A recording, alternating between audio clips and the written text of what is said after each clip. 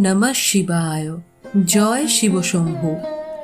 নমস্কার শ্রোতা বন্ধুরা, ভক্তিকথার একটি নতুন ভিডিওতে আপনাদের স্বাগত জানাই। আজ 20 জুলাই 2026 সোমবার, বাংলার 3রা শ্রাবণ 1433। শুরু হয়েছে শ্রাবণ মাস। আজ পালন করা হচ্ছে প্রথম সোমবারের ব্রত বাবা মহাদেবের উদ্দেশ্যে। শ্রাবণ মাসের প্রতিটি সোমবারেই এই ব্রত পালন করা হয়ে থাকে। এই বছর শ্রাবণ মাসে মোট 5টি সোমবারের ব্রত পালিত হবে। আজ এই ভিডিওতে থাকছে সোমবারের পুজোর উপকরণগুলি কি কি, পুজোর নিয়ম কি, অভিষেক কিভাবে করাবেন এবং শ্রাবণ মাসে কেন এই ব্রত পালন করা হয়ে থাকে। আর সাথে থাকছে সোমবারের ব্রত কথাটিও, কারণ আমরা সকলেই জানি ব্রত কথা পাঠ বা শ্রবণ না করলে ব্রত সম্পূর্ণ হয় না। চলুন এবারে আমরা ভিডিওটির মূল পর্বে যাই। মনে করা হয় শ্রাবণ মাস মহাদেবের খুব প্রিয় মাস। পৌরাণিক কাহিনী অনুযায়ী শ্রাবণ মাসে সমুদ্র মন্থন থেকে যে বিষ উঠে এসেছিল তা থেকে পৃথিবীকে উদ্ধার করার জন্য বাবা মহাদেব নিজ কণ্ঠে সেই বিষ ধারণ করেছিলেন। এই বিষের প্রভাবেই তার কণ্ঠ নীল হয়ে যায়, তাই তার অপর নাম নীলকণ্ঠ।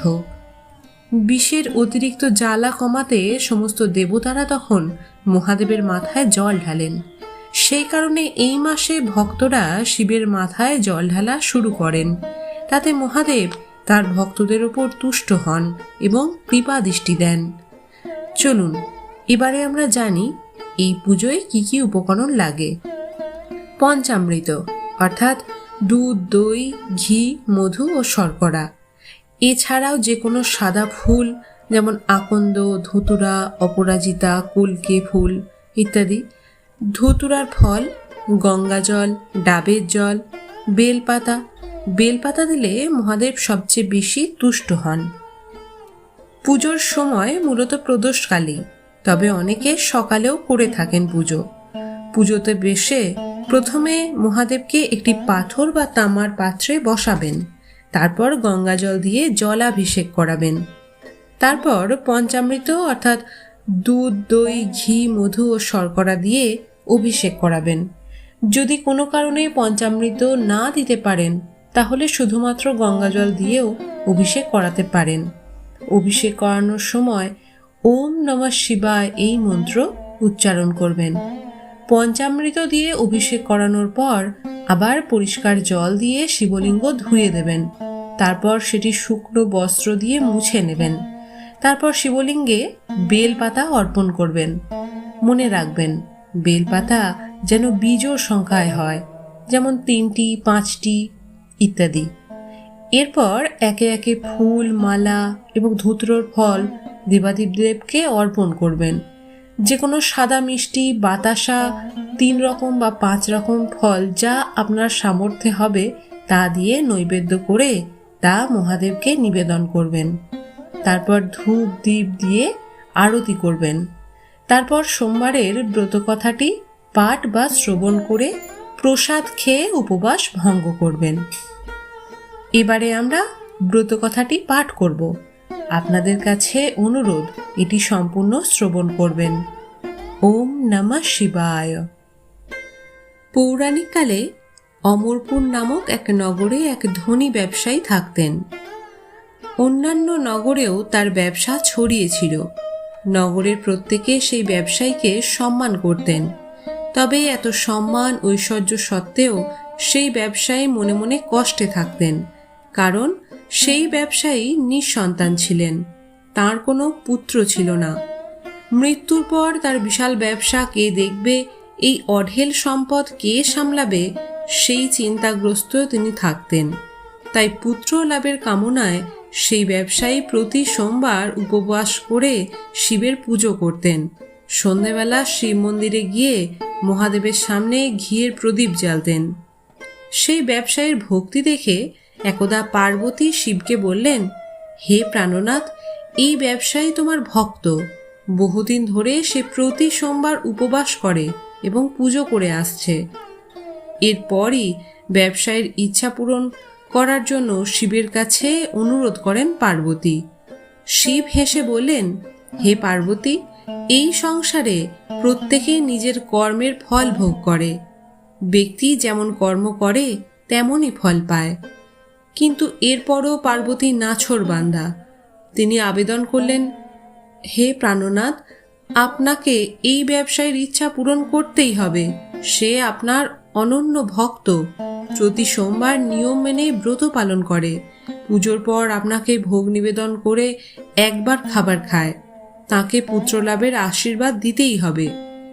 পার্বতীর এমন আবেদন শুনে শিব বলেন, তোমার কথায় আমি এই ব্যবসায়ীকে পুত্রলাভের আশীর্বাদ দিচ্ছি, কিন্তু তার পুত্র 16 বছর পর্যন্ত জীবিত থাকবে। সেই রাতেই শিব ব্যবসায়ীর স্বপ্নে এসে পুত্রলাভের আশীর্বাদ দেন। পাশাপাশি পুত্রের 16 বছর পর্যন্ত জীবিত থাকার কথাও জানান।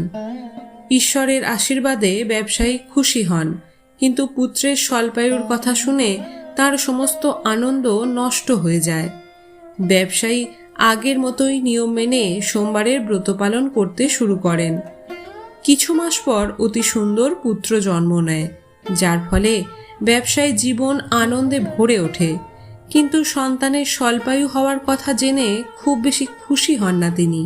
এদিকে বাড়ির কোনো সদস্য এই রহস্য সম্পর্কে জানতেন না। বিদ্বান ব্রাহ্মণেরা সেই পুত্রের নাম রাখেন অমর।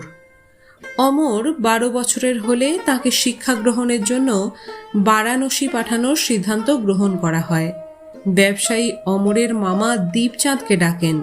অমরের পড়াশোনার জন্য তাকে বারাণসী ছেড়ে আসতে বলেন তিনি। অমর নিজের মামার সঙ্গে শিক্ষালাভের জন্য বেরিয়ে পড়েন। পথে যেখানে অমর ও দীপচাঁদ বিশ্রামের জন্য থামতেন, সেখানেই যজ্ঞ করতেন ও ব্রাহ্মণদের ভোজন করাতেন। দীর্ঘ পথ অতিক্রম করার পর অমর ও দীপচাঁদ এক নগরে পৌঁছান। সেই নগরে রাজার কন্যার বিবাহের আনন্দে সমগ্র নগর সাজানো ছিল। নিশ্চিত সময়ে বরযাত্রী আসে, কিন্তু বরের বাবা নিজের পুত্রের এক চোখ কানা হওয়ার কারণে খুব চিন্তিত ছিলেন। রাজা এই বিষয়ে জানতে পারলে বিবাহে বাধা দিতে পারেন এবং এরপর তার বদনামী হতে হবে, এই কথা ভেবে তিনি চিন্তিত হয়ে পড়েন। বরের বাবা অমরকে দেখলে তার মাথায় একটি বুদ্ধি খেলে যায়। তিনি ভাবেন, এই ছেলেকে বর সাজিয়ে রাজকুমারীর সঙ্গে বিবাহ করিয়ে দিই। বিয়ের পর তাকে অর্থ দিয়ে বিদায় করে দেব এবং রাজকুমারীকে নিজের নগরে নিয়ে যাব। বরের পিতা এই প্রসঙ্গে অমর ও দীপচাঁদকে জানান। অর্থ লাভের লোভে দীপচাঁদ তার পরামর্শে রাজি হয়ে যায়। অমরকে বরের পোশাক পরিয়ে রাজকুমারী চন্দ্রিকার সঙ্গে বিয়ে দেন। রাজা প্রচুর অর্থ দিয়ে রাজকুমারীকে বিদায় জানান। অমর ফেরার সময় সত্যি গোপন করতে পারে না ও রাজকুমারীর অন্যায় সত্য ঘটনা লিখে দেয়। রাজকুমারী চন্দ্রিকা, তোমার বিয়ে আমার সঙ্গে হয়েছে, কিন্তু আমি বারাণসীতে শিক্ষা লাভ করতে যাচ্ছি। এবার তোমার যে নবযুবকের স্ত্রী হতে হবে সে কানা। রাজকুমারী নিজের অন্যায় এই বার্তা পড়েন। তখন তিনি সেই কানা ছেলের সঙ্গে যেতে অস্বীকার করেন। রাজা সব কথা জেনে রাজকুমারীকে প্রাসাদেই রেখে দেন। অন্যদিকে অমর নিজের মামা দীপচাঁদকে সঙ্গে নিয়ে বারাণসী পৌঁছায়। অমর গুরুকুলে পড়াশোনা শুরু করে। অমরের বয়স 16 হলে এক যজ্ঞ করায় সে। যজ্ঞ শেষে সে ব্রাহ্মণদের ভোজন করায় ও প্রচুর অন্ন বস্ত্র দান করে। রাতের বেলা অমর নিজের শয়ন কক্ষে ঘুমোচ্ছিল। শিবের আশীর্বাদ অনুযায়ী নিদ্রাতেই অমর প্রাণ ত্যাগ করে। সূর্যোদয়ের পর দীপচাঁদ অমরকে মৃত দেখে কাঁদতে শুরু করেন। আশেপাশের লোকেরাও একত্রিত হয়ে দুঃখ প্রকট করেন। সেখান থেকে শিব পার্বতী অতিক্রম করছিলেন। তিনি দীপচাঁদকে কান্নার স্বর শুনতে পান। পার্বতী শিবকে বলেন, প্রাণনাথ, আমি কান্না তার সহ্য করতে পারছি না, এই ব্যক্তির কষ্ট দূর করুন। শিব পার্বতীর সঙ্গে অদৃশ্য স্বরূপে দীপচাঁদের পাশে গিয়ে বলেন, হে পার্বতী, এ তো সেই ব্যবসায়ীর পুত্র যাকে 16 বছর আয়ুর আশীর্বাদ দিয়েছিলাম। এর আয়ু পূর্ণ হয়েছে। পার্বতী পুনরায় শিবকে নিবেদন করেন, হে প্রাণনাথ, আপনি এই ছেলেটিকে জীবিত করে দিন না, তা না হলে এর মা বাবা বিলাপ করে করে নিজের প্রাণ ত্যাগ করে দেবেন। এই ছেলের পিতা আপনার পরম ভক্ত, বহু বছর ধরে সোমবারের ব্রত করে আপনাকে ভোগ নিবেদন করছে। পার্বতীর আবেদনে শিব সেই ছেলেটিকে জীবিত করে হয়ে ওঠার আশীর্বাদ দেন ও কিছুক্ষণের মধ্যেই জীবিত হয়ে ওঠে। শিক্ষা সমাপ্ত করে অমর নিজের মামার সঙ্গে নগরে ফিরে আসার জন্য যাত্রা শুরু করেন। পথে পুনরায় সেই নগরে আসেন যেখানে অমরের বিবাহ হয়েছিল। সেই নগরেও অমর যজ্ঞের আয়োজন করান। নগরের রাজা সেই যজ্ঞ দেখেন, তখনই তিনি অমরকে চিনতে পারেন। যজ্ঞ সমাপ্ত হওয়ার পর রাজা অমর ও দীপচাঁদকে নিজের প্রাসাদে নিয়ে যান।